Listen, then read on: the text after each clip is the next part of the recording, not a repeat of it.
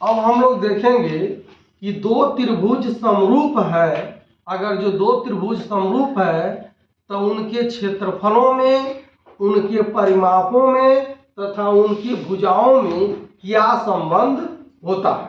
ठीक, मान लेते हैं कि यह त्रिभुज ए बी सी एक जो है समरूप है। यह त्रिभुज ए बी सी त्रिभुज पी क्यू आर के क्या है, समरूप है।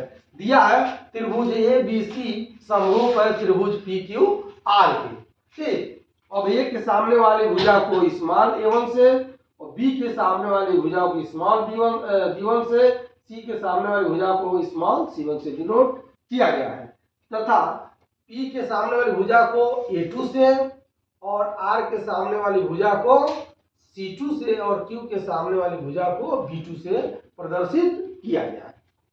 अगर जो पहले त्रिभुज का क्षेत्रफल अर्थात यह त्रिभुज ए बी सी का क्षेत्रफल, त्रिभुज ए बी सी का क्षेत्रफल अगर जो हम लोग डेल्टा 1 से डिनोट करते हैं तथा त्रिभुज पी क्यू आर का क्षेत्रफल डेल्टा 2 से डिनोट करते हैं और त्रिभुज ए बी सी का परिमाप S1 से डिनोट करते हैं तथा त्रिभुज पी क्यू आर का परिमाप S2 से डिनोट करते हैं, तब पहले त्रिभुज का क्षेत्रफल,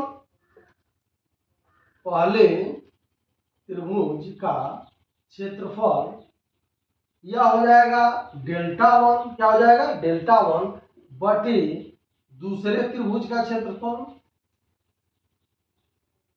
दूसरे त्रिभुज का क्षेत्रफल ये हो जाएगा क्या, डेल्टा 2 हो जाएगा। डेल्टा 1 अपॉन डेल्टा 2 यानी पहले त्रिभुज का क्षेत्रफल और यह जो है दूसरे त्रिभुज का क्षेत्रफल है। अर्थात यह त्रिभुज ए बी सी का क्षेत्रफल डेल्टा 1 है और जो है डेल्टा 2 जो है त्रिभुज पी क्यू आर का क्षेत्रफल है। यानी इसका क्षेत्रफल क्या हो जाएगा, डेल्टा 1, इसका क्षेत्रफल क्या हो जाएगा, डेल्टा 2। ये संबंध हो गया। अब इसके परिमाप में क्या संबंध होता है, इसके परिमाप में इसका परिमाप, इन दोनों का परिमाप, इसका परिमाप अगर जो S1 है और इसका परिमाप क्या है S2 है, तो अब इसके क्षेत्रफल में और परिमाप में क्या संबंध होता है, तो परिमाप में संबंध होता है S1 बटे S2 और दोनों का क्या करना पड़ेगा, वर्ग करना पड़ेगा।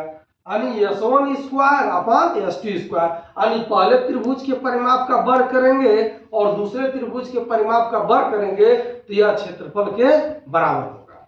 ठीक, या इसी तरह ऐसे भी लिख सकते हैं हम लोग। अब इनकी भुजाओं में क्या संबंध होगा, भुजाओं में क्या संबंध होगा, तो पहले त्रिभुज की पहली भुजा का A1 का वर्ग करेंगे और दूसरे त्रिभुज की पहली भुजा A2 का वर्ग करेंगे। इसी प्रकार दूसरी भुजा क्या हो जाएगी, B1 का स्क्वायर करेंगे और फिर क्या हो जाएगी, B2 का स्क्वायर करेंगे और फिर क्या हो जाएगा, C1 का स्क्वायर होगा अपन C2 का स्क्वायर होगा। तो यह संबंध जो है, अगर जो दो त्रिभुज जो है समरूप है तो इनके क्षेत्रफल से यह संबंध जो है होता है। और बुक में एक प्रश्न दिया हुआ है, कह रहा है कि दो समरूप त्रिभुजों का परिमाप क्रमशः जो है 40 सेमी और 60 सेमी है। क्या है, 40 सेमी और 60 सेमी है। यानी S1 बराबर दिया है 40 सीएम और S2 बराबर दिया है 60 सीएम। तो पूछ रहा है कि इनके क्षेत्रफलों का अनुपात ज्ञात कीजिए। क्या कह रहा है, क्षेत्रफलों का अनुपात ज्ञात कीजिए। अर्थात डेल्टा 1 अपॉन डेल्टा 2 का अनुपात पूछ रहा है। तो डेल्टा 1 डेल्टा 2 बराबर होता है, क्या होता है, S1 अपॉन S2 का वर्ग करेंगे तो इसके बराबर होगा। तो इसके क्षेत्रफलों का अनुपात होगा तो मान रख देंगे, यह हो जाएगा 40 अपॉन ये हो जाएगा 60 और इसका क्या करेंगे, वर्ग कर देंगे। तो पहले 0 से 0 हम लोग हटा भी सकते हैं। अनुपात पूछ रहा है, ठीक, हटा सकते हैं और इसमें और भी सरल कर सकते हैं।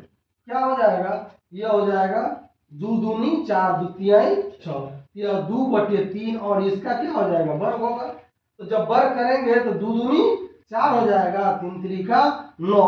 तो इनके क्षेत्रफलों का अनुपात जो है क्या हो जाएगा, 4 संबंधे 9 का अनुपात होगा। इनके क्षेत्रफलों में संबंध कितने का होगा? 4 संबंधे 9 का होगा। तो कभी कभी ये भी कह सकता है कि इनके क्षेत्रफलों का अनुपात है तो परिमापों का अनुपात ज्ञात कीजिए। तो जब क्षेत्रफल का अनुपात दिया है तो परिमापों का अनुपात पूछ रहा है, तब क्या हो जाएगा? क्षेत्रफल दिया है तो क्षेत्रफल जब दिया है तो इसका मान निकालेंगे तो इसको अंडर रूट में रख लेंगे। ठीक, इस तरह से इस सूत्र का प्रयोग करके हम लोग इस सूत्र का प्रयोग करके समरूप त्रिभुजों के क्षेत्रफल से संबंधित, परिमाप से संबंधित और भुजाओं से संबंधित यह 3 तरह के क्वेश्चन को सॉल्व कर सकते हैं।